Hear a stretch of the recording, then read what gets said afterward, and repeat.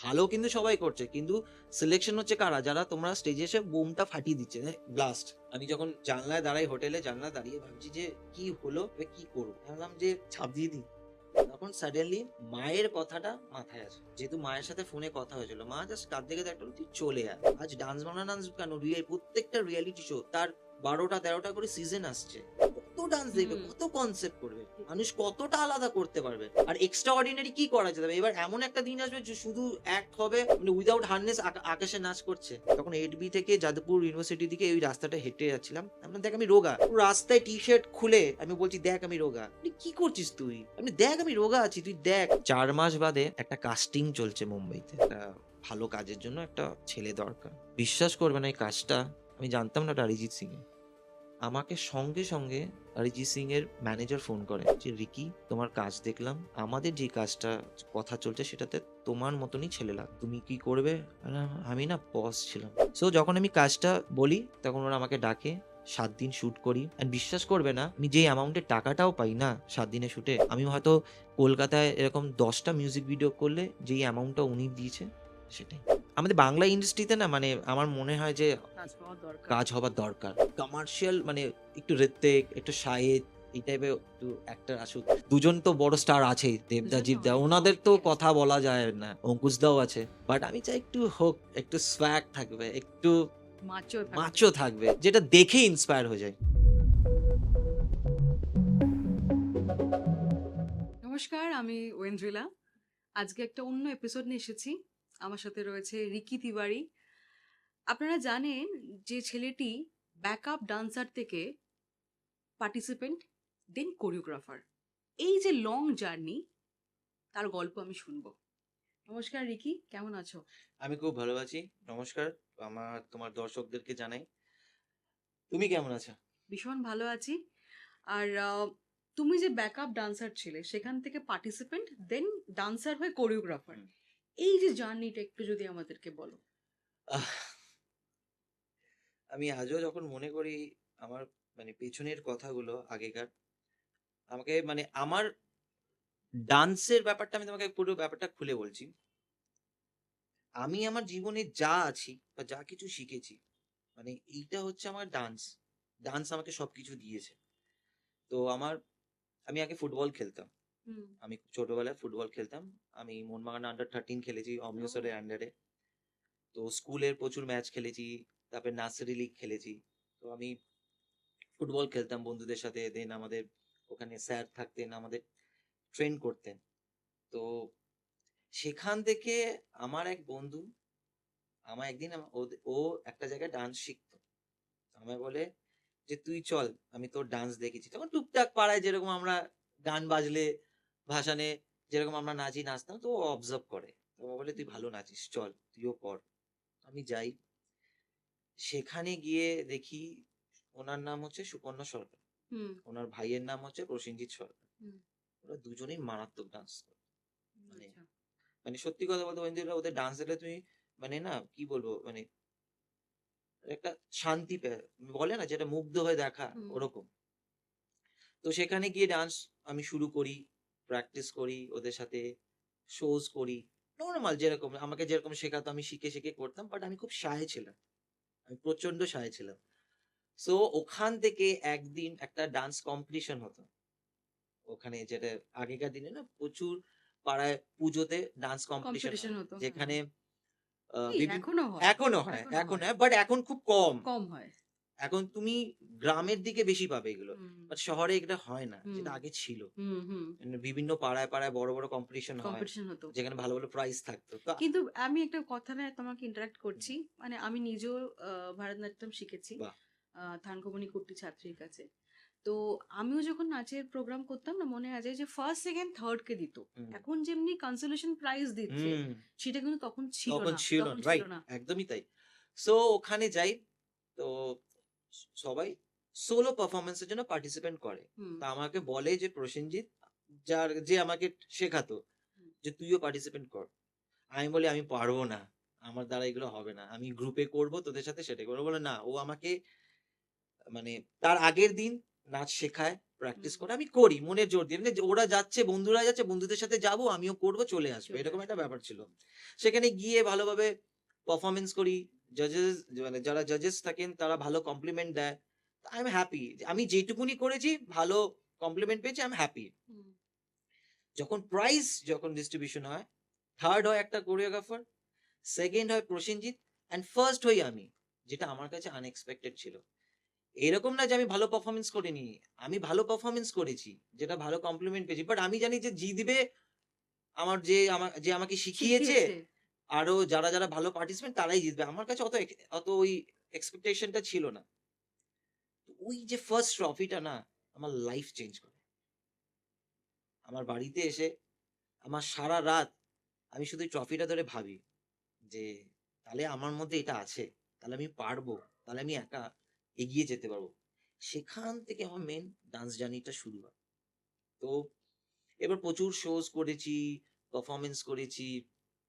সেখান থেকে আমি 2011 ডান্স ইন্ডিয়া ডান্সের ডিআইডি ডাবলস যাকে বলে, হুম। ওখানে আমি যাই।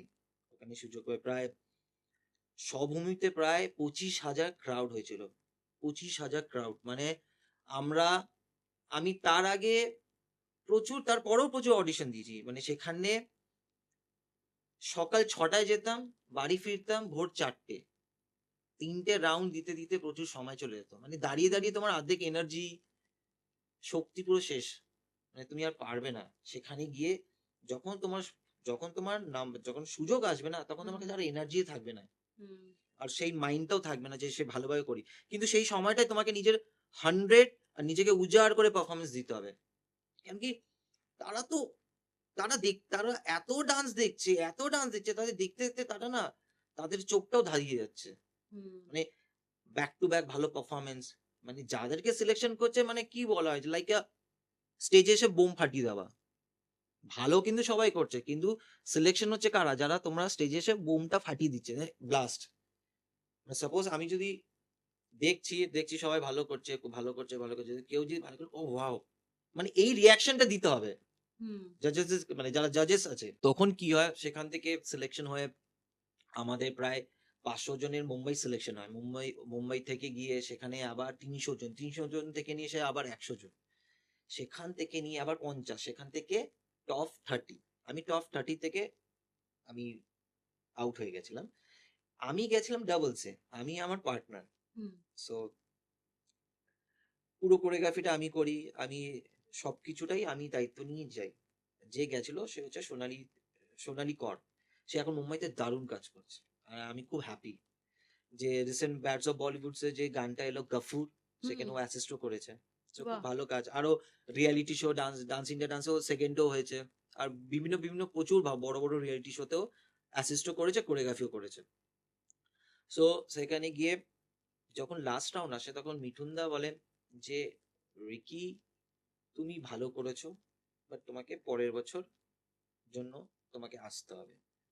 সো আমার মানে কি বলবো? মানে ওই সময়টা না মানে মানে যখন একটা পারফরম্যান্স দেবার পর যখন এই উত্তর যখন জাজেসরা যখন বলে যে তখন পরের বছর পর না তখন ব্ল্যাংক হয়ে হুম। তখন না এই জার্নিটা যখন আসে না, তখন না মানুষকে পুরো ভেঙে দেয়।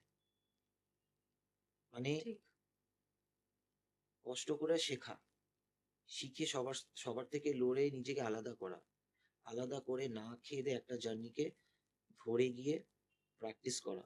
সেখান থেকে একটা অডিশন থেকে ট্রেনে করে দাঁড়িয়ে, দাঁড়িয়ে যাওয়া ২ দিন। বাথরুমের পাশে আমরা যখন টিকিটও পেতাম না। এত প্যাশন মানে এত আবেগ ছিল তখন ছোটবেলা। তখন আমরা ট্রেনে দাঁড়িয়ে, দাঁড়িয়ে চলে যাচ্ছি ২ দিন। ট্রেন থেকে নেমে গিয়ে আবার প্র্যাকটিস করার পর এই করার পর মানে ঘুমাতাম হয়তো প্রায় আমরা ২ ঘন্টা ম্যাক্সিমাম। মানে সময় পেতাম না। তো সেখান থেকে যখন এই রিজেকশনটা যখন হয় না, তখন না মনটা ভেঙে গেল। মন মানে আমি বলছি, তখন সোনালিদি যে আমার পার্টনার ও সিলেক্ট হয়ে যায়। ও ভালো করেছে। ওর চয়েস মেবি সামহাউ আমার মধ্যে কিছু মানে আমাকে যেরকম ওখানকার জাজেসরা ছিল আমাকে বলছিল, "Ricky you are very good but you are not selected in this year." Because আমার থেকে শুধু তো রিয়েলিটি শো ভালো ডান্স থেকে হয় না, তারাও একটা কমপ্লিট প্যাকেজ চায়, সবকিছু হুম। হতে হবে, গুড লুকিং হতে হবে, ভালো নাচতে হবে, ভালো ফিজিক হতে হবে, ভালো কথা বলতে হবে, এটা ওরা সবটা দেখে। এবার এটাই তো টোটালি ডিরেক্টর টিমের একটা কল থাকে, ইউ নো ভেরি ওয়েল, কারণ কি তুমিও প্রচুর কাজ করেছো। সো ওই চয়েসের মধ্যে তখন ওই মুহূর্তে আমি ছিলাম না, বাট এইটা তখন আমি বুঝতাম না। তখন ভাবতাম কেন এটা হলো না, কেন এটা হলো না, তখন খুব আবেগে নিজেকে নিয়ে পড়ে থাকতাম যে কেন এটা হলো না। সো আমার আজও মনে আছে, যখন এই রিজেকশনটা হয় আমার লাইফে এটা অনেক বড় পেন, হাসিও পায় ভাবলে, বাট এটা আমার কাছে সারা জীবন, এটা আমার জীবনে অনেক বড় শিক্ষা। হুম। মানে আমার জীবনে কিছু করতে গেলে এই জিনিসগুলো আমার মনে করলে না, আমি নিজেকে আবার ওই এক জায়গায় ফিরিয়ে আনি। যদি আমি বিখরেও যাই, মানে যদি আমি একটু ছড়িয়েও যাই, আমি এটা যখন পুরোনো কথাগুলো মনে করি, আমি আবার নিজেকে সেই জায়গাটায় ফিরিয়ে আনি। কম্পোস্ট করে নেওয়া পড়ে। এক্স্যাক্টলি। সো যখন যখন আমি আউট হয়ে যখন হোটেলে যাই, গিয়ে জাস্ট ওই অবস্থায় বেডে গিয়ে শুই। শুয়ে আবার যখন ভোর ৫:৩০ যখন উঠি, মানে ট্রমায় উঠে ভাবছি যে আমি আউট হয়ে গেলাম না। মানে ওটা মেনে নিতে পারছিলাম না যে আমি আউট হয়ে গেলাম না। আমি তো এত ভালো পারফরম্যান্স করলাম, নিজেকে বোঝাচ্ছি। এত কষ্ট করে এলাম, এত মানুষের অপমান, মানুষের সবকিছু, তুই এটা পারবি না, তুই ওটা পারবি না। সবটা শুনে নিজেকে, সবকিছুকে মানে দূরে সরিয়ে এই জায়গায় এসে আউট হয়ে গেলাম। কারণ কি আমার সিলেকশন হবার আগে আমাকে সবাই বলছিল, "you are selected, you are brilliant." যেই সিজনটা আমি আউট হয়েছি, ওই সিজনে আমার বড়, বড় বন্ধুরাও ছিল। যেমন লাইক ম্যাক্স, যে হচ্ছে রফতার, যে র‍্যাপার। ও! হুম। আজকেও অনেক বড় স্টার। ও হুম। ছিল। ও আমায় বলতো, "रिकी यार तू तो ग्रेट है यार, क्या नाचता है। तू अगर सिलेक्ट नहीं है तो ये शो ही बेमतलब है।" এরকম বলতো। সো এগুলো যাই হোক, এগুলো একটাই বা কথার কথা, আবেগের কথা। আমি তো ছোট ছিলাম না। আমার মনটা তো খুব সরল ছিল। আর যদি কেউ যদি ভালোবেসে কেউ তাকে তাকে তাকে কমপ্লিমেন্ট দেওয়া হয়, তখন সেটা তার কাছে সবকিছু, মানে একটা সবকিছুই হয়ে যায় তখন তার কাছে। ইম্পোর্টেন্স হয়ে যায়। সো দ্যাট মোমেন্ট আমার কি হয়, তখন মনে হয় যে আমি যখন জানলায় দাঁড়াই, হোটেলে জানলায় দাঁড়িয়ে ভাবছি যে কি হলো? এবার কি করব? আমি ভাবলাম যে ঝাঁপ দিয়ে দিই। এই মেন্টালিটি হয়ে গেছিলাম আমি। তখন সাডেনলি মায়ের কথাটা মাথায় আসে। যেহেতু মায়ের সাথে ফোনে কথা হয়েছিল। মা জাস্ট কাঁদতে, কাঁদতে একটা বলল, "তুই চলে আয়।" একটাই কথা। মানে কাঁদতে, কাঁদতে শুধু বলে, "তুই চলে আয়।" সো দেন আসি। আমার আজও মনে আছে, ফিরে এসে আমার ১ম যে কথা রাজীব স্যার আমায় বলে যে, "रिकी तू मेरे टीम में था, बट चैनल वाले लोग कुछ और माँग रहे हैं। तो इसीलिए तेरे जगह किसी और को लेना पड़ा।" बोले, "सर गलती क्या है मेरा?" আমি একটাই প্রশ্ন, "क्या गलती है? तेरा सब सही है, लेकिन तू बहुत दुबला है। थोड़ा बॉडी-वॉडी बना।" সো ওইটা আমার ফার্স্ট টার্গেট। যে আমার চেহারাটা কম। তখন আমি রোগাও ছিলাম। এই রাঘবও তো রোগা ছিল। আমি আসছি। মানে এটা কি বলতো? এবার এটা তোমাকে ভেঙে বলছি। সোনালি দি সিলেক্টেড হয়েছিল because of duet and Latin ফর্মে। যেখানে ল্যাটিন যারা ডান্স করে তাদের একটু বডি স্ট্রাকচার, সেখানে কর্নেল যে ওর পার্টনার হয়েছিল, he is a very good dancer, he is a very good Latin. ও এখন প্রচুর ইন্টারন্যাশনাল ওয়ার্কশপ করছে ছেলেটা। অ্যান্ড আমিও মনে করি ও আমার থেকে ডিজার্ভ করে ওই জায়গাটা। হুম। আমিও মনে করি যে ডিজার্ভ করে। But I am a versatile dancer. যেটা আমার স্ট্রং পয়েন্ট হচ্ছে, আমাকে কেউ যদি কোন রকম যে কোনো ফর্ম যদি শেখাবে, আমি সেইটাতে পুরো নিজেকে উতরে দেবো। মানে উজাড় করে দেবো। মানে কেউ বলতে পারবে না যে তোমার এই ডান্স ফর্মটা, কেউ যদি ক্লাসিক্যাল শেখায়, আমি ক্লাসিক্যালটা ওইভাবেই করবো। আর যদি বলে দেয় যে ও ক্লাসিক্যাল জানে, মানে ও ক্লাসিক্যালটা ওর মধ্যে স্যুট করছে না, তাহলে আমি জেনে নেবো যে আমি অতটা ক্যাপেবল না। মানে হুম। এইটা আমার ফোর্টে। তুমি যেটা শেখাবে আমি ওটা প্রাণ দিয়ে শিখবো। সো যখন আসি, এসে আমি বাড়িতে এসে ফার্স্ট নিজের লাগেজটা রাখি, রেখে ব্রেকফাস্ট করে সোজা চলে যাই জিমে। ১ম জিম অ্যাডমিশন। ১ম জিমে গিয়ে অ্যাডমিশন নিই। ওখান থেকে শুরু করি আমার ওয়ার্কআউট, জিম। চেহারা তৈরি করি। ২ বছর বাদে নিজে ডান্সটাকে প্র্যাকটিসের উপর চালিয়ে যাই। ক্লাসেস করাতাম। আর আমার কাছে হচ্ছে ক্লাসটা হচ্ছে না, আমার কাছে সবথেকে বড় শিক্ষার জায়গা। মানে আমি একেকটা বাচ্চাকে শেখাতে যা শিখি, সেটা মানে আমি ভাষায় প্রকাশ করতে পারব না। কিছু বাচ্চা এমন থাকবে যারা তোমার কাছে শিখতে আসবে, এত ডেডিকেটেড। আর কিছু বাচ্চা দূর থেকে আসছে, তার বাবা প্রায় আসানসোল থেকে নিয়ে সকাল 3.5 ঘন্টা জার্নি করে আসছে, 1.5 ঘন্টা প্র্যাকটিস করছে। মানে কোথায় শেখাও তুমি, কলকাতা? আমার ক্লাসেস হচ্ছে পল্লীশ্রীর ওখানে, ঠিক আছে? আমার বিভিন্ন জায়গায় আমার ক্লাসেস শিফট হয়েছে, বাট এই মুহূর্তে আমার পল্লীশ্রীতে। তো ওখানে টানা আমি বছরের পর বছর ক্লাসেস শিখিয়ে গেছি। কেন শিখিয়েছি? বিকজ ক্লাসটা হচ্ছে আমার কাছে নিজের শেখার জায়গা। আমি নিজেও শিখি, প্লাস আমি নিজের স্টুডেন্টদেরকেও শেখাও। শেখাই। হ্যাঁ, এটা আমার কাছে, হুম। এটা খুব ইম্পর্টেন্ট। মানে আমার কাছে, মানে আমি যাই কিছু করি, সানডে আমার জন্য আমার প্র্যাকটিসটা খুব ইম্পর্টেন্ট। হুম। নাহলে আমি নিজে শিখতে পারবো না। আমি যদি মনে করি যে আমি শিখে গেছি, আমি শেখাবো, এটা হয় না। এটা আমার ভাবনা যে শেখাবার সাথে সাথে নিজের শেখাটাও খুব জরুরি। হ্যাঁ, একদম। এটা খুব ইম্পর্টেন্ট। যেটা এবার সেখান থেকে যখন ফিরি জিম করি, 2 বছর বাদে আমি অডিশন দিই ডান্স বাংলা ডান্সে। সেখানে আমি সিলেক্ট হওয়ার পর ওখানেও সেম প্রসেস, যেটা মুম্বাই, সেম ডান্স বাংলা ডান্সের সেম, মানে অডিশন প্রসেসটাও সেম। মানে ওখানে ফাইনাল রাউন্ডে প্রায় 2 দিন ধরে হয়। মানে ডান্স বাংলা ডান্সে পার্টিসিপেন্ট সিলেকশন আরো টাফ মনে হয়। কেন? ওখানকার চয়েস না, ডান্স বাংলা ডান্সে এখানকার যে কটা পার্টিসিপেন্ট ভালো ডান্সার, প্লাস তাদের সাথে সাথে যে না, খুব ভালো গুড লুকিং হতে হবে, ভালো হুম। কথা বলতে হবে, এটা খুব প্রয়োজন আমাদের ডান্স বাংলা ডান্সে। ভালো কথা বলতে হবে, ভালো নাচতে হবে, এই প্যাকেজটা চায়। তুমি ডান্সটা একটু কম জানলেও ঠিক আছে, সেটা তৈরি করে দেবে, বাট তোমার প্রেজেন্টেশন ভালো হতে হবে হুম। ডান্স বাংলা ডান্সে। এটা খুব মাস্ট, বিকজ আমাদের ডান্স বাংলা ডান্স খুব ফেমাস শো। তো সেখানে আমি যাই। এই ডান্স বাংলা ডান্সে চলাকালীন যখন আমি নিজের পুরো যখন ডান্স শেখা বলো বা অডিশন দেওয়া বলো বা প্র্যাকটিস বলো, এই পুরো জার্নিটা না, আমি আগের ইনসিডেন্টকে ভেবে মাথায় রাখতাম। যেখানে আগের ইনসিডেন্টে যেখানে আমি 1 মিনিটও যে রেস্টটা নিয়েছিলাম, সেখানে এটাতে নিতাম না। আমি নিতাম না। আমি টোটালি নিজেকে আলাদা রাখতাম। যেখানে ওখানে গিয়ে বন্ধুদের সাথে, যখন তুমি একটা নতুন কালচারে যখন যাবে না, তখন তোমার অনেক বন্ধু বান্ধব হবে। হুম। তখন তোমার ওই বন্ধু বান্ধবকে ঘিরে থেকে তাদের সাথে থেকে কাজ করতে খুব ভালো লাগবে। কিন্তু আমি এইবারে সেটা করিনি। আমার শুধু একটাই কাজ ছিল যে আমাকে যেটা শেখানো হবে শুধু সেটা নিয়ে ভাববো আর সেটা নিয়ে থাকবো। আর কারোর সাথে নেই। তো এখানে আমার ডান্স বানান্স আমার প্রচুর ভালো বন্ধু হয়েছে। বাট আমার মাথায় এটা সবসময় থাকতো যে আমাকে নিজেকে সবসময় গুছিয়ে রাখতে হবে। যদি কোনো রকম মিস্টেক হয়, আমি আবার বাদ হয়ে যাবো। কেন হবো সেটার আর উত্তর পাওয়ার বা দেওয়ার কোনো আর জায়গা থাকবে না। এই সুযোগটা আমি হারাতে পারবো না। তো এইটা ভেবে পুরো জার্নিটা লড়েছি। আমি ডান্স বানান্সে মানে বলতে পারেন, আমি আর আভিয়ান, আভিয়ান এখন খুব ভালো কাজ হুম। করছে। হুম। হুম। মানে খুবই ভালো কাজ করছে। ওর প্রচুর অনেকগুলো ওর ক্লাসেসে মানে অনেকগুলো ব্রাঞ্চেস আছে। আর প্রচুর স্টুডেন্ট আছে। আর ও আমার খুব ভালো বন্ধু। হুম। তো আভিয়ান আর আমি same highest performer of the day. মানে হুম। যারা যেই এপিসোডে যারা বেস্ট পারফর্মার হয় তারা সেটা পায়। সেখানে আমি হুম। হাইয়েস্ট ছিলাম, আমি আর ও। তো এন্ড অফ দ্য ডে আমার ফাইনালের দিনে একটা দারুণ একটা মজার ঘটনা হচ্ছে, আমাদের ওখানে প্রচুর কম সময়ের মধ্যে না প্রচুর প্রেশার থাকে ডান্সের। হুম। মুম্বাইতে কিন্তু সেটা থাকে না। মুম্বাইতে ধরো তোমার কোনো রিয়েলিটি শো এর যখন পারফরমেন্স হয়, ওখানে 1 সপ্তাহে 2টো ডান্স, একজন একটা পার্টিসিপেন্টের।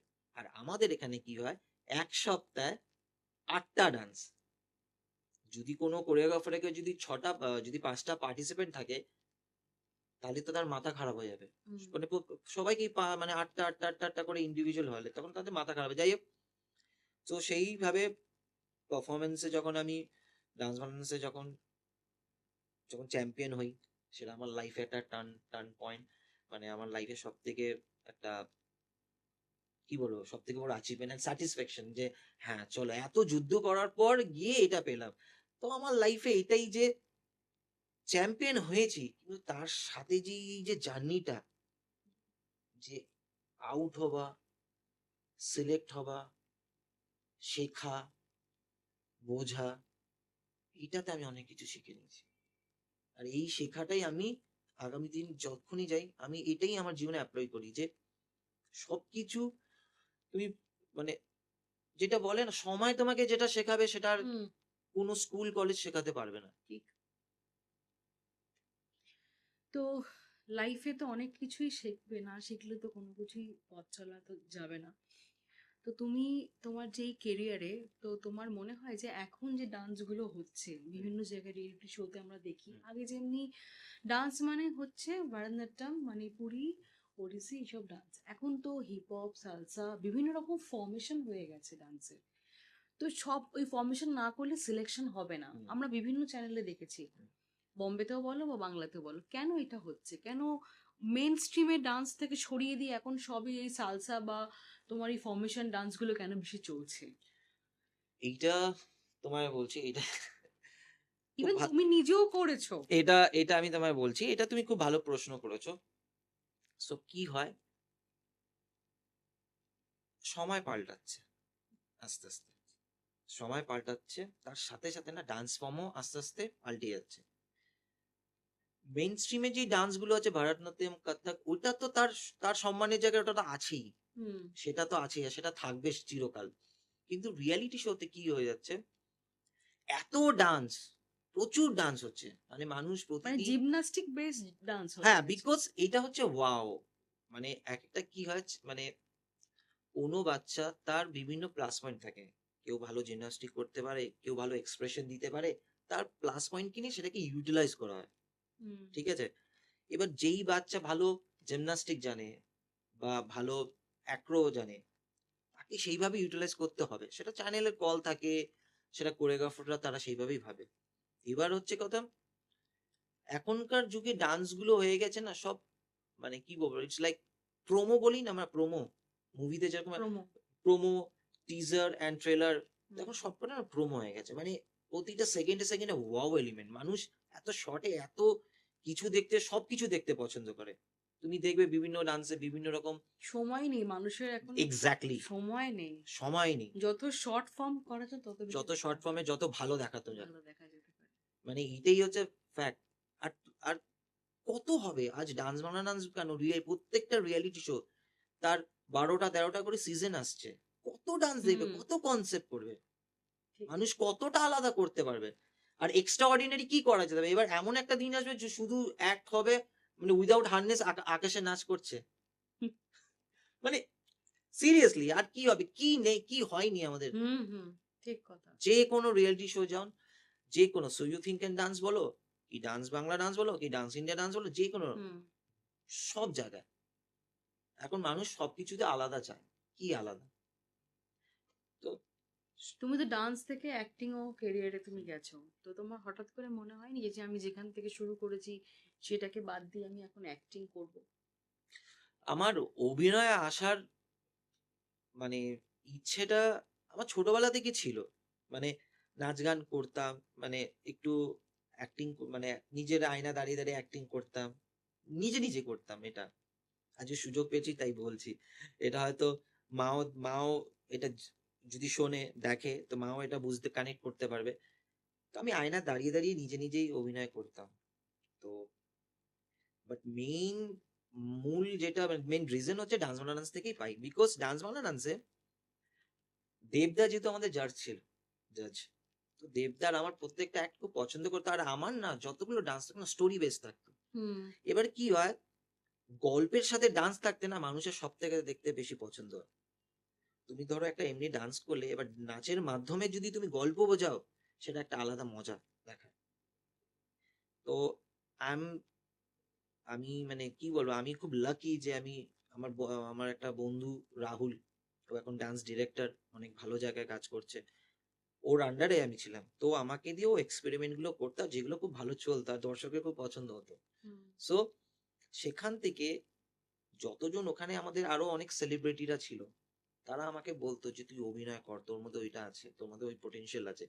সেখান থেকে আমার মাথায় একটা ঢুকে যায়।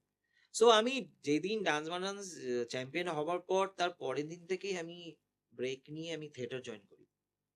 Okay. থিয়েটার, আমি কাজের জায়গায় সেভাবে আর মানে অভিনয় করতে হবে বলেই যে আমাকে অভিনয় প্রত্যেকটা জায়গায় গিয়ে আমি অভিনয় করতে চাই যাই না, সবার আগে আমি থিয়েটার জয়েন করি, থিয়েটারটা মন দিয়ে করি টানা 2 বছর। আর সেখান থেকে আস্তে আস্তে কাজ পেতে পেতে আমি শুরু করি। তবে আমি তাড়াহুড়ো করিনি। আর আমার মনে হয় না ভগবান সবকিছু না সুন্দর করে সবার জীবনে সাজিয়ে রাখে। আগে হয়তো আমি যদি কাজটা করতাম না, তাহলে অভিনয়টা আমি ঠিকভাবে করতে পারতাম না। তার দেখো, কারণ হচ্ছে কেন আমি বলছি যে আমার ডান্স আমার কাছে সবকিছু শিখিয়েছে, তার রিজন হচ্ছে এটাই। আমি খুব মন দিয়ে ডান্স করি। মানে খুব প্রাণ দিয়ে করি। মানে কি পাবো, কি শিখে কি দেবো ওইটা না। আমার দারুণ লাগে ডান্স করতে। আমি আনন্দ পাই। মানে ওটা তো ডান্স হওয়া উচিত। ডান্স করলে মানে আমি সবার থেকে দূরে থাকি। মানে ভালো লাগে। সো ডান্সটা যখন আমি ওইভাবে শিখেছি, যখন যখন মানুষের মন জয় করতে পেরেছি খুব ভালোভাবে, তাহলে আমাকে অভিনয়টাও ঠিক ওইভাবেই করতে হবে। আগে খুব প্রাণ দিয়ে শিখতে হবে। যদি আমি ভালোভাবে শিখি, যদি সুযোগ পাই যেখানে নিজেকে যদি প্রুভ করতে হবে, লোক দেখেই বলবে যে হয়তো এই ছেলেটা ভালো অভিনয় করতে পারে। এটাই আমার কাছে অনেক বড় ব্যাপার যে ভালো অভিনয় করে। কিন্তু শেখাটা খুব জরুরি। এই কথা ভেবে বলি, এখন যে জেনারেশন আসছে সেখানে তোমার রিলস করে বা ইনস্টাগ্রামে রিলস করে ভিডিও করে সবাই ডান্সার হয়ে যাচ্ছে, হুম, এবং ফলোয়ার্স না থাকলে একটা মানে ফলোয়ার্সও অটোমেটিক্যালি ক্রিয়েট হয়ে যাচ্ছে তোমার। তুমি তো বিং আ ডান্সার বলবো, কোরিওগ্রাফার বলবো বা অ্যাক্টার বলবো, তোমার মনে হয় যে কোথাও গিয়ে তাদের শেখাটা দরকার? শুধু কি রিলস করে কোমর দুলিয়ে সেটা ঠিক, দেখো বা এটা হার্মফুল আমাদের সোসাইটির কাছে হচ্ছে কিনা? দেখো এটা যদি সত্যি মানে এটা তুমিও জানো, যুগের সাথে তো সবাই চলতে হয়। যুগের সাথে যদি তুমি না চললে তাহলে হয়তো তোমাকে কেউ দেখবে না। এরকম একটা ব্যাপার। আমরাও প্রথমে মানে আমিও যেমন রিলস বানাই, ডান্সের ভিডিও ছাড়ি, কন্টেন্ট ছাড়ি। তাতে কি এই যে যারা না শিখে করছে, এবার সেই জায়গাটা কোথাও গিয়ে তো একটা হয়। মানে কোনোদিন কাউজ হয়েছে, মানে ধরো যতই তুমি উইনার হও আর যাই হও, তোমার কোনো জায়গায় এরকম হয়েছে যে কাউচ মতন হয়েছে যে ওর তো রিলসে ভাইরালও হয়েছে, বা ওর ফলোয়ার্সটা প্রচুর, হুম, ওকে হুম, নেব না, না একে নেব? দেখো আমি অনেস্টলি বলছি, আমি আমার ভাবনা চিন্তা একটু ওল্ড স্কুল। আমার এটা নিয়ে কখনো ইনসিকিউরিটি লাগে না, আমি এটা নিয়ে কখনো ভাবি না। আমি শুধু বিলিভ করি ফোকাস, হার্ডওয়ার্ক, কনসিস্টেন্সি। আমি এটার উপর বিলিভ করি, আর কোনো কিছুতে বিলিভ করি না। আমি জানি আমি যদি এই তিনটে জিনিস যদি আমি মেনটেন করব, হার্ডওয়ার্ক, প্যাশন ভাবে যদি আমি নিজে কাজটাকে করে যাব, আমি জানি আমার ডাক সঠিক জায়গায় আসবে। যদি আমাকে যদি তাদের নজরটা যদি আমার তার কাছে যদি যায়, হুম। বা আমি যদি সুযোগ পাই, আমি ঠিক নিজেকে প্রুভ করতে পারবো। সো আমি এটার উপর বিলিভ করি যে ও ডান্স পারে না বা ও কোমর দুলিয়ে এটা হয়েছে। এটা দেখো এটা না টোটালি দর্শকের ওপর। দর্শক কাকে ভালোবাসবে, দর্শক কাকে ভালোবাসে সেটা সত্যি এটা দর্শকের ওপর। দর্শক ধরো আজকে আমি প্রচুর ভালো নাচ করলাম, ভালো অভিনয় করলাম, দর্শক আমাকে ভালো নাই লাগতে পারে। কেউ হয়তো অল্প কোমর দুলিয়ে নাচ করছে, তার ট্যালেন্ট নেই, বাট দর্শক তাকে পছন্দ করছে। কি করব? কিছু করার নেই, এটাকে একসেপ্ট করতেই হবে আমাদের। তোমার তো এত ডান্সার বন্ধু রয়েছে, হুম। তো ধরো কোনো সিনেমাতে ওকে সিলেক্ট করলো, তোমাকে বললো না, কখনো মনের মধ্যে ক্ষোভ জন্মেছে? আমি একটা ঘটনা বলি। এতগুলো বন্ধু আছে, রাহুল, স্যান্ডি, আভিয়ান। না, আমাদের বন্ধুদের মধ্যে আমি মানে আমার আমার যে কটা বন্ধু আছে তাদের মধ্যে আমাদের এরকম কোনো ব্যাপার নেই। কেন কি আমাদের আমাদের বন্ধুরা মিলে কি মানে প্রতিদিন যে সবাই যে যার মতন ভালো কাজ করবে, বিকেলবেলা চায়ের আড্ডায় দেখা হবে। তুই এই কাজটা ভালো করেছিস, তোর এই কাজটা এটা ভুল ছিল, আমাদের এই আলোচনা। তুই কেন পেলি, তোর জায়গায় আমি পেলাম না, একদম কিছু না। আমি না করতে পারলে আমার বন্ধু আছে, প্লিজ ওকে দেখো। ও না পেলে যে আমার বন্ধু আছে, তুমি প্লিজ ওকে দেখো। আমাদের বন্ধুত্ব এরকম। মানে আমার এটা নিয়ে কখনো খারাপ লাগার নেই। সো আমি একটা মিউজিক ভিডিওতে আমি কাজ পাই, আমি নাম বলছি না। ভালো একটা মিউজিক ভিডিও, প্রায় প্রচুর ডান্সার্স নিয়ে, ভালো গিল্ডের শুট, যেখানে আমি 2 দিন প্র্যাকটিস করে নাচ তুলি, তুলে পারফরমেন্স রেডি। আর আমি মানে আমি খেটে খুঁটে একদম প্রপার রেডি, যে মাইন্ডসেট পরশুদিন শুটে যাব, ফাটিয়ে কাজ করতে হবে, এরকম একটা পুরো মেন্টালিটি নিয়ে পুরো রেডি। তো আমাকে প্রোডাকশন হাউস থেকে কল টাইম দেয় 7টা। 7টা তুমি সায়েন্স সিটি মোড়ে দাঁড়াবে। আমি পৌঁছে গেছি 7:45 নাগাদ, 15 মিনিট আগে। 15 মিনিট আগে এসে গেছি, এসে কল করছি, বলছি দাদা আসছি, গাড়ি ঢুকছে গাড়ি ঢুকছে, গাড়ি ঢুকতে ঢুকতে 7:20 গাড়ি ঢোকে, 7:20 থেকে গাড়িটা যখন ঢুকে লোকেশন আমরা শুটিং স্পটে যাই, গিয়ে দেখছি ডান্সার্সরা ফ্লোরে, দে আর রেডি, এবং তারা ফ্লোরে চলে এসেছে। এবার আমি আমি আমি যে আমার যে পার্টটা ছিল। পার্টটা ছিল বা আমি যেটা করছি, মানে দেখছি আমার জায়গায় একটা ছেলে রেডি হয়ে ফ্লোরে দাঁড়িয়ে আছে। তো আমার একটুখানি জাস্ট ডাউট হয় যে কি হলো ব্যাপারটা। তো ওই ছেলেটা অ্যাসিস্ট করছিল, যেই ছেলেটা পার্ট করছিল ওই ছেলেটা অ্যাসিস্ট করছিল। তো ছেলেটা আমার দিকে ও হতাশাভাবেই তাকায়, মানে ওর কিছু করা নেই, ও ভাবছে যে কি বলবে রিকিদা হুম। দেখছে। তো আমিও দেখছি, আমিও স্মাইল করলাম। তারপরে গিয়ে আমি ম্যাম বলি, ম্যাম মানে জাস্ট যাই ম্যাম, যিনি একজন মহিলা ডিরেক্টর ছিলেন, লেডিস ছিলেন একজন, আমি নাম বলছিলাম। তাই ম্যামকে বলি, ম্যাম আমি তো এসে গেছি, মানে কিছু হলো? বলছি you are late. Late ma'am? আমি তো দেরি করিনি, আমাকে কল টাইম 7টা দেওয়া হয়েছিল, আমি 7:15 আগেই পৌঁছে গেছি। এবার আমি এসব জানি না, তুমি প্রোডাকশন হাউসের সাথে কথা বলে তুমি দেরি করেছো। এবার আমি প্রোডাকশনের কাছে যাই, হলো কি যে গাড়ি তো তোমাদের 7:20 এসেছে, আমাকে 7টায় কল টাইম দিয়েছে, আমি 7:45 সময় পৌঁছে গেছি, তা আমার দোষটা কোথায়? আমি জানি না ওখানে কি হচ্ছে, কিছু বুঝতে পারছি না। এবার তাদের ফল্ট, সেও ম্যানেজ করার চেষ্টা করছে, আমাকে বলছে যে আমি জানি না, আমি বুঝতে পারছি না কি হবে, তুমি একটু ডিরেক্টরের সাথেই কথা বলো। ওই ডিরেক্টর আমার সাথে কথা বলতে চায় না, ও আমার সাথে কথা বলতে চাইছে না। আমি 15 মিনিট ধরে বসেছিলাম ওখানে। তো প্রবলেমটা কি তখন না, আমার না মানে অদ্ভুত একটা খারাপ লাগার জায়গা। কাজটা করেছিলে? আমি বলছি, আমি 15 মিনিট ধরে বসেছিলাম যে কি হলো, মানে যে কোরিওগ্রাফার তাকে বলি যে আমার প্রবলেম, আমার দোষটা কি, মানে আমি তো আমার টাইমে আছি, আমি 2 দিন ধরে প্র্যাকটিস করেছি, সব করেছি, আমি তো আমার কল টাইমের আগেও এসেছি, গাড়ি লেট এসেছে, না আমার দোষটা কোথায়? আমি জানি না, ওদের শিফটিং টাইম খুব কম, ওদের শুটটা বার করতে হবে ওদের ফ্লোরে। বলছে ও ডান্সার্সদের কল টাইম দিচ্ছে 5টা, সেটা তো আমার ফল্ট না, আমাকে যদি 5টা বলতো আমি 5টা কেন 4:30 চলে আসতাম। আমি বলছি 5টা কেন, আমাকে 4:30 আমি চলে আসতাম, আমি কাজটা করতাম। কিন্তু ভুল তো তোমাদের প্রোডাকশন করেছে, সেটা তো তোমাদের বলার দায়িত্ব। তো আমাকে কিছু বলে না, যেমনি হোক জিনিসটাকে আমাকে অ্যাভয়েড করার চেষ্টা করে। তখন আমি রিকোয়েস্ট করে বলি, একটা কাজ করবে, তুমি আমাকে একটা গাড়ির ব্যবস্থা করে দেবে, আমি চলে যাচ্ছি। এবার ওরা এটাই চাইছিল যে যদি কি করবে, ওদেরও বুঝতে পারছে যে বসে আছে, আর কি করবে, তো আমার গাড়ি দেয়, আমি বেরিয়ে যাই। মানে এমন পরিস্থিতি ছিল, আমার না চোখের জলটাও আটকাতে পারিনি। আমি এমন একটা ছেলে, সহজে চোখের জল আসে না, আর চোখের জলটাও আমি আটকাতে পারিনি। মানে জাস্ট চশমাটা পরছি, দাদাকে বললাম একটু চলুন, জাস্ট মুখ ঘুরিয়েছি, ওই ডান্সার্সদের দেখছি শুট করছে, চলে গেছে,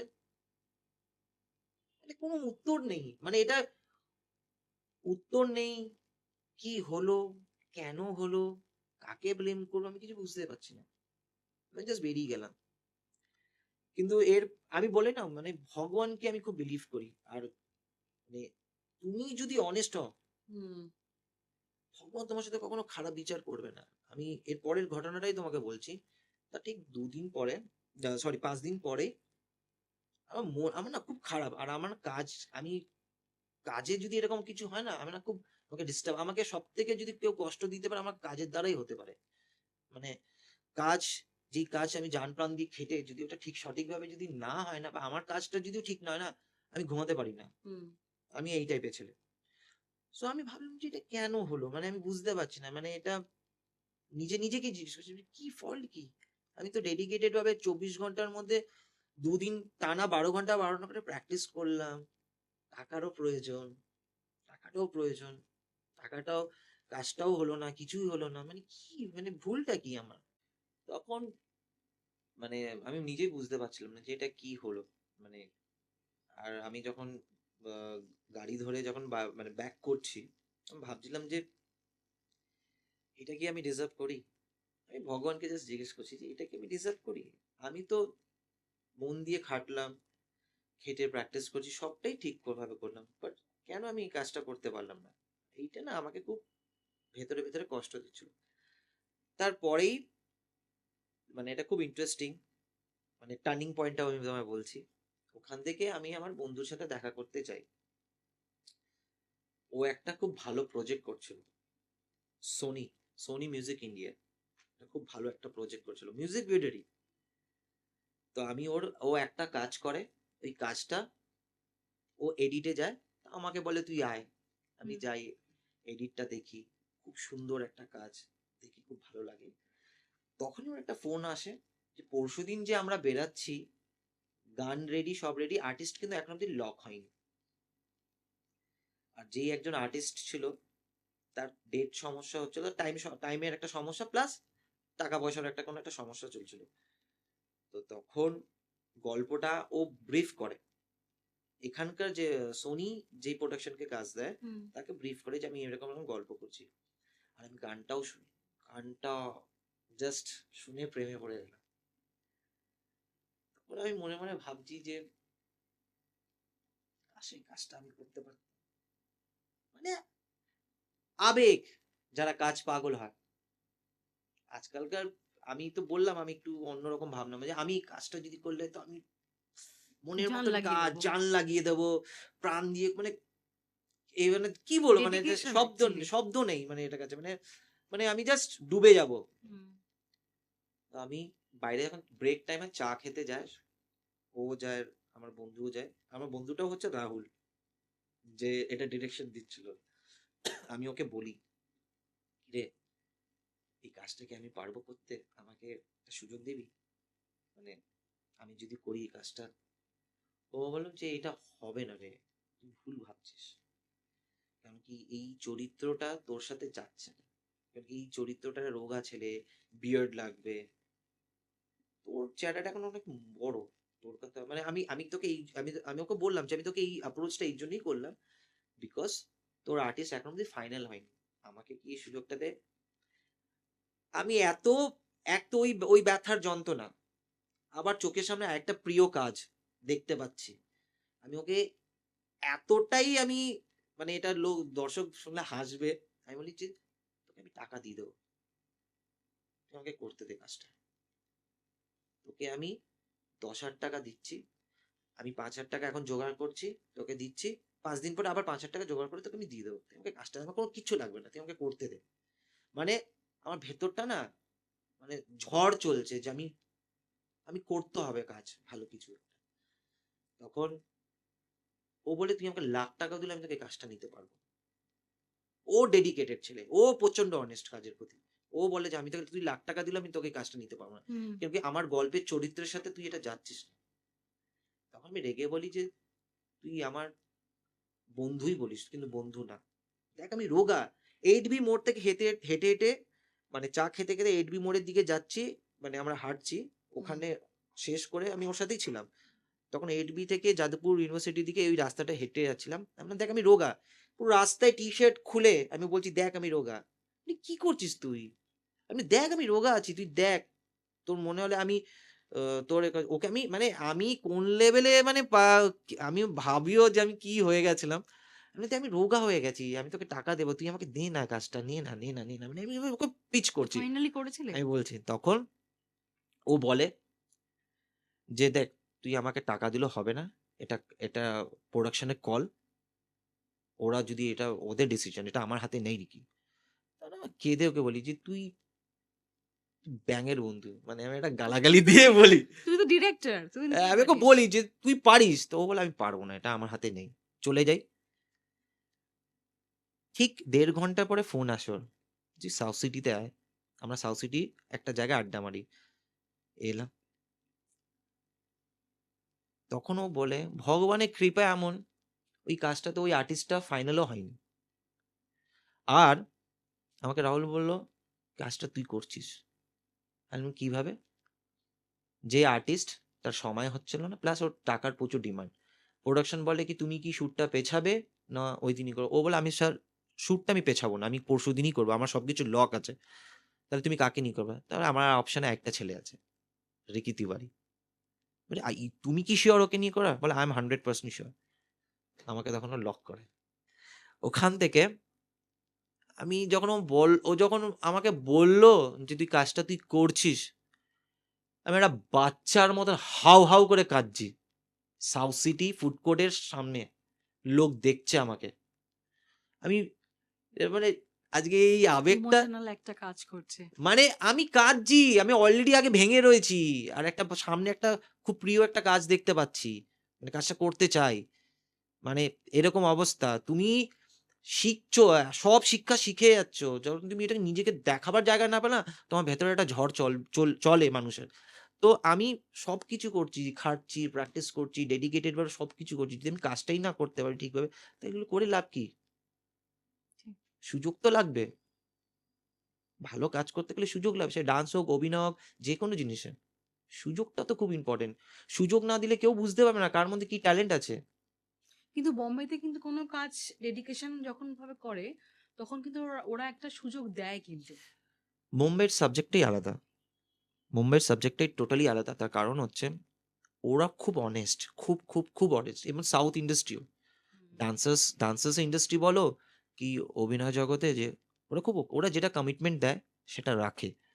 আমাদের এখানে কি হয়, এখানে না আমি পার্টিকুলার কোনো একটা কাউকে দোষ দিতে পারবো না, বিকজ এটা হয়ে এসেছে। বাট কাউকে তো চেঞ্জ করতে হবে না, কোনো একজনকে তো তার চিন্তাধারা দিয়ে তাকে চেঞ্জ করতে হবে। যে আজকে এরকম আজও ফেস করছি, ধরো একটা কাজ করলাম, টাকার জন্য বারবার ফোন করতে হয়। কেন ফোন করব? আমরা তো জান প্রাণ দিয়ে খেটেছি। টাকার জন্য যদি আমাকে প্রতিদিন ফোন করতে, সে যে একটা অভিনেতা হোক বা যে একটা চাও দেয় ফ্লোরে, কেন সে টাকার জন্য চাইবে? যার কাছে চাইছে সেও হয়তো টাকা চাইছে, সেও হয়তো টাকা চাইছে। তো কোনো মানুষকে তো কোনো জায়গাতে তো ঠিক করতে হবে যে না, ও কাজ করেছে, ওর প্রাপ্যটা ওকে দিয়ে দিতে হবে। বাকিটা আমার হাতে সবকিছু কন্ট্রোল আছে, আমি সেটা ম্যানেজ করে নিতে পারবো। কিন্তু যে কাজ করেছে, যার কাছে 10,000 5,000 টাকা খুব ইম্পর্টেন্ট, আমার হাতে তো সবকিছু কন্ট্রোল নেই। আমার ওই টাকাটা আমার জীবনে, আমার সংসার আমার ফ্যামিলিতে দিতে হবে, আমাকে নিজেকে চালাতে হবে, আমাকে আমার আরেকটা কাজের জন্য যে চলাফেরার জন্য তার খরচা লাগবে, সেটা আমি কিভাবে ম্যানেজ করবো? আমার মনে হয় এই জায়গাগুলো এখনো অব্দি রয়ে গেছে। এবার যখন কাজটা আমি করি, কাজটা বেরায়, কাজটা খুব পছন্দ হয়, আমি কাজটার জন্য কোনো টাকাও নিইনি। যেই কাজটা দিয়ে আমি মানে বলি যে কাজটা আমাকে দাও, আমি টাকাও নিইনি। আমি কাজটা প্রাণ দিয়ে করি। মানে এটা আমার কল। আমি কাজটা করতে চাই। তারপরে ৪ মাস বাদে একটা কাস্টিং চলছে মুম্বাইতে। যে একটা ভালো কাজের জন্য একটা ছেলে দরকার। আমার বন্ধুকে, আমার ওই যেই কাজটা করলাম, কাজটা সোনিতে যেটা বেরিয়েছে, সেই কাজটারই আমি পাঠাই। আমি বিশ্বাস করবে না, এই কাজটা আমি জানতাম না ওটা অরিজিৎ সিং এর। ওয়াও! আমাকে সঙ্গে সঙ্গে অরিজিৎ সিং এর ম্যানেজার ফোন করে, বলছে রিকি, তোমার কাজ দেখলাম, আমাদের যে কাজটা কথা চলছে সেটাতে তোমার মতনই ছেলে লাগবে, তুমি কি করবে? আমি না পজ ছিলাম 5 মিনিট, মানে 10 সেকেন্ডের মতন। বলে হ্যাঁ আমি করব, হ্যাঁ আমি করব, হ্যাঁ হ্যাঁ হ্যাঁ আমি করব। আমার ঠিক এই রিয়াকশন ছিল। তো বললো খুব পছন্দ হয়েছে, আমারও কাজটা এরকমই, খুব সুন্দরভাবে ওদের ভালো লেগেছে আমার আমাকে। তো আমি কাজটা করি, মানে হ্যাঁ বলি। আমাকে জিজ্ঞেস করে কমার্শিয়াল কি নেবে তুমি? আমি বললাম, আমি তোমরা যা দেবে, তুমি টাকা না দিলেও আমি করব। মানে আমিও ভাবি যে আল্টিমেটলি তো আমরা তো এন্ড অফ দ্য ডে টাকা পয়সার জন্যই আমরা সবকিছু করছি। কিন্তু আমি খুব বোকা টাইপের ছিলাম, যে আমি কাজ পাগল যাকে বলে না, যে ভালো কাজ করতে চাই। মানে আমি জীবনে যদি কোনো বুড়ো হয়ে যদি আমি যদি বসেও থাকি না, আমি যদি দেখব না, আমাকে এটা ভালো ফিল করাবে যে আমি জীবনে কিছু ভালো কাজ করেছি। মানে কোনো কিছু, মানে টাকা পয়সার থেকে আমাকে এই জিনিসগুলো খুব আনন্দ দেয়। মানে এটার থেকে বেশি আনন্দ আমাকে এই পৃথিবীতে আর কিছু কেউ দিতে পারবে না। সো যখন আমি কাজটা বলি, তখন ওরা আমাকে ডাকে, ৭ দিন শুট করি। অ্যান্ড বিশ্বাস করবে না, আমি যেই অ্যামাউন্টের টাকাটাও পাই না ৭ দিনের শুটে, আমি হয়তো কলকাতায় এরকম 10টা মিউজিক ভিডিও করলে যেই অ্যামাউন্টটা উনি দিয়েছে সেটাই। তাহলে তুমি তুমি বুঝতে পারলে তার মানে হার্ড ওয়ার্কিং প্লাস হচ্ছে ভগবানের আশীর্বাদ, বিলিভ। বিলিভ প্লাস এই মা বাবার জেনারেশনকে সাপোর্ট। যদি কিছু যদি আমার বলার যদি কিছু থাকলে না, একটাই কথা, বিলিভ। নিজের প্রতি ফেথ রাখো, বিলিফ রাখো, তবেই তুমি কাজের প্রতি নিজের এগোবে। প্রতি বিশ্বাস এবং যে তোমাকে এই পৃথিবীটা পাঠিয়েছে তার প্রতি বিশ্বাস।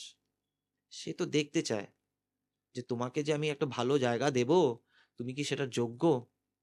হুম, না তুমি একটা মানুষকে একটা ভালো, আমি মনে করি যে তোমার পরিস্থিতিতে তুমি কিরকম রিয়্যাক্ট করো না, ওটা ভগবান দেখে। ভালো পরিস্থিতিতে তুমি কিরকম রিয়্যাক্ট করো, খারাপ পরিস্থিতিতে তুমি কেমন রিয়্যাক্ট করো, এটা এটা এটা কিন্তু দেখে। আর তুমি এটা দিয়ে না মানুষকেও বিচার করতে পারবে। সো কাজ করি, কাজ করে যখন মানে ওটা তো একটা আলাদা এক্সপিরিয়েন্স। ওনাকে দেখা অরিজিৎ সিং এর স্যার, ওনাকে দেখার মধ্যে একটা আলাদা শিক্ষা। উনি যে এত বড় মানুষ, আমার ওখান থেকে ফিরে আসাটা ওর তারপরে আমার আরেকটা লাইফের টার্নিং পয়েন্ট, যে উনি এত বড় মানুষ, এত বড় শিল্পী, আর এত ডাউন টু আর্থ, মানে ভাবা যায় না। আমি ওনার সাথে পাশে দাঁড়িয়ে মানে ছবি তোলার জন্য বা কথা বলার জন্য মানে ছটপট করছি, কিন্তু আমাকে বলে দেওয়া হয়েছিল যে ওখানে গেলে কিন্তু প্লিজ ছবি তুলতে যেও না, ওটা স্ট্রিক্টলি বলে দেওয়া হয়েছিল। বাট আমি গেছি, আমি জাস্ট নিজের ইমোশনকে কন্ট্রোল করে। আমি তো দিন মানে সারা দিন সারা মাস ওনার গলা শুনে যাচ্ছি। ভালো লাগলে ওনার গান শুনছি, খারাপ লাগলে ওনার গান শুনছি, মানে প্রতিটা ভালো মুহূর্ত ওনার গান দিয়ে নিজের ইমোশনকে এক্সপ্রেস কানেক্ট করছি, করছে। কানেক্ট করছি, দ্যাটস অল। এবার যখন ওনার সাথে কাজ করলাম, উনি আমাকে খুব কমফর্ট ভাবে ফিল করো বললো, রিকি আমি এরকম চাই, এটা চাই, আমি শুনলাম। আর বিশ্বাস করবে না ঐন্দ্রিলা, আমি ওখানে কাজটাও এরকম ভাবে 5 দিন না, টানা 6 দিন চলেছিল, সরি, টানা 6 দিন কাজটা হয়ে যাওয়ার পর যে ব্রেক হতো না লাইট সেট আপে, ওখানে তো মানে মুম্বাইয়ের সব ভালো ভালো টিম ছিল। তার মানে ডিওপি অনেক বড় ছিল। তারপরে তোমার বড় ইউনিট নিয়ে কাজ হয়েছিল প্রায়, হুম, পুরো ক্রোমার সেট আপ করে।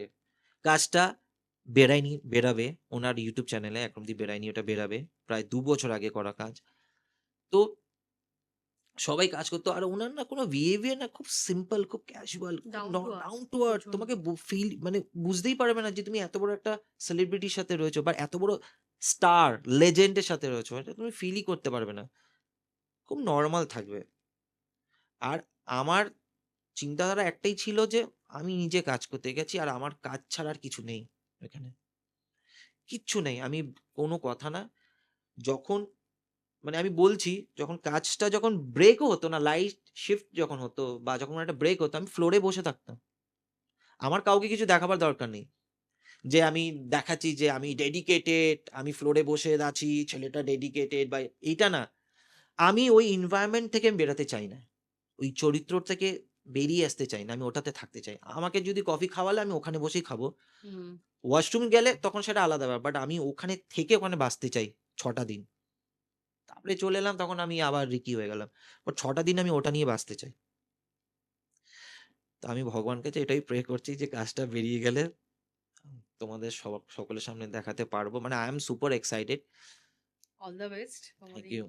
কাজটা তাড়াতাড়ি রিলিজ করুক, সেটাই আমরা চাই। তো তোমার ইন্ডাস্ট্রির বেস্ট ফ্রেন্ডের নাম বলো, দুজনের। ইন্ডাস্ট্রি বেস্ট ফ্রেন্ড, আমার বেস্ট ফ্রেন্ড বলতে একজনই আছে এই মুহূর্তে। বেস্ট ফ্রেন্ড বলতে অঙ্কুশ্রী আছে আমার বেস্ট ফ্রেন্ড। বাট বেস্ট মানে ও বেস্ট ফ্রেন্ড, মানে ও আমার সব, মানে কি বলবো, সবসময় মানে কি বলে, হর বক্ত কা সাথী। আর এমনি খুব ক্লোজ ফ্রেন্ড মানে আমার খুব চুজি ফ্রেন্ড আছে, মানে যার সাথে আমার সবসময় ঘিরে থাকা, যেমন স্যান্ডি আছে, রাহুল আছে, রাজা আমার একটা ফ্রেন্ড আছে, ওর রিসেন্ট একটা ছবি বেরিয়েছে, তো রাজা। এই কটাই ফ্রেন্ড আমার, আমি যাকে ঘিরে থাকি। তোমাকে যদি বলে বম্বে না কলকাতা, তুমি কোনটা চুজ করবে? বোম্বে, বোম্বে ইন্ডাস্ট্রিতে কে না কাজ করতে চায়? মুম্বাইতেই তো সবার স্বপ্ন কাজ করা। তবে আমার মন প্রাণ দিয়ে ইচ্ছা আছে বাংলায় কাজ করা, কারণ কি আমি চাই মানে আমাদের বাংলা ইন্ডাস্ট্রিতে না মানে আমার মনে হয় যে কাজ হওয়া দরকার। কাজ হবার দরকার, কিছু তো একটা হোক, মানে যেমন আমি যখন সেটা সবকিছু ম্যাটার করে, এবার আমরা আবেগে বললে তো হবে না, একটা প্রোডাকশন বাজেট সবকিছু মিলিয়ে সবকিছু ম্যাটার মিশিয়ে করে, আমরা matter করে। বলে ফেলি, বাট এটা হয় না। একটা মুভি বানাতে গেলে তার রিলিজ, তার হল পাওয়া, তার খরচা, এই সবটাই ম্যাটার করে। এই যেখানে এগুলো তো আমি দূর থেকে বলতে, আগে আমি বলতাম, তো এখন যেহেতু কাছে আছি এখন বুঝতে পারছি ব্যাপারটা। তবে আমি চাই যে আমাদের বাংলায় না কমার্শিয়াল মানে একটু ঋত্বিক, একটু শাহিদ, এই টাইপের একটু অ্যাক্টর আসুক। আমাদের তো দুজন দুজন তো বড় স্টার আছেই, দেবদা, দুজন না, জীবদা, অনেক ওনাদের তো অনেকেই আছে। কথা বলা যায় না, অঙ্কুশদাও আছে। বাট আমি চাই একটু হোক, একটু স্ব্যাগ থাকবে, একটু মাচো থাকবে। মাচো থাকবে, যেটা যেটা দেখে ইন্সপায়ার হয়ে যায়। নিউ কামার্স এর জন্য কিছু টিপস, তুমি তো একজন সিনিয়র আর্টিস্ট। সিনিয়র আর্টিস্ট কম মানে একটাই জিনিস যেটা আমি বললাম, বিলিভ, বিলিভ। ফেথ, ফার্স্ট হচ্ছে believe, hard working, dedication. Faith, dedication and consistency. এইটা খুব ইম্পর্টেন্ট। আমার শোতে এসে কেমন লাগলো? খুব ভালো। একটু কিছু অডিয়েন্সকে যদি তুমি বলো, টকবুক উইথ ওয়েন্দ্রিলার শোতে রয়েছে রিকি তিওয়ারি। অনেক দিনের একটা এপিসোড হওয়ার কথা ছিল, সেটা একটু লেট হয়ে গেছে। তো যদি কিছু অডিয়েন্সকে বলো। ঐন্দ্রিলা আমার বন্ধু, আমার অনেক পুরনো বন্ধু। ওর সাথে আগেও প্রচুর দেখা আলাপ, আমরা বসে আড্ডা মেরেছি। আমি ওর শোজ গুলোকে ফলোস করি। কেউ খুব ভালো ভালো গেস্টদেরকে নিয়ে আসে, যার মাধ্যমে আমরা অনেক কিছু জানতে পারি। এইটা খুব ইম্পর্টেন্ট, মানে শেখাটা খুব ইম্পর্টেন্ট। তো তার জন্য তোমাকে ধন্যবাদ যে তুমি এই শোটা এনেছো।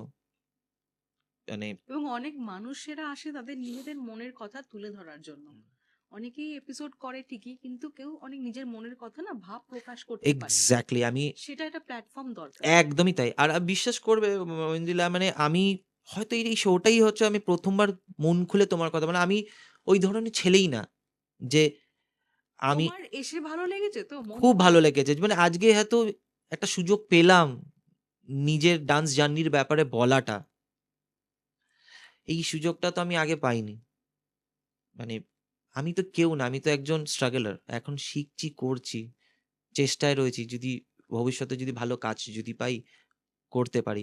কাজ প্রচুর করেছি, যেগুলো বেরাবে তার আগে তোমার শোতে চলে এসেছি। Wow. যদি যদি বেরিয়ে যেত তাহলে হয়তো বলতে পারতাম কাজগুলোর কথা। না না, অল দ্য বেস্ট। আমাদের টিমের সবার পক্ষ থেকে, আমার পক্ষ থেকে খুব তাড়াতাড়ি রিলিজ হোক, এটা আমরা চাই। হ্যাঁ, ধন্যবাদ। তুমি প্লিজ এরকম ভাবে ভালো ভালো গেস্টদের এনে দর্শকদের ইন্সপায়ার করো। Thank you so much. Thank you.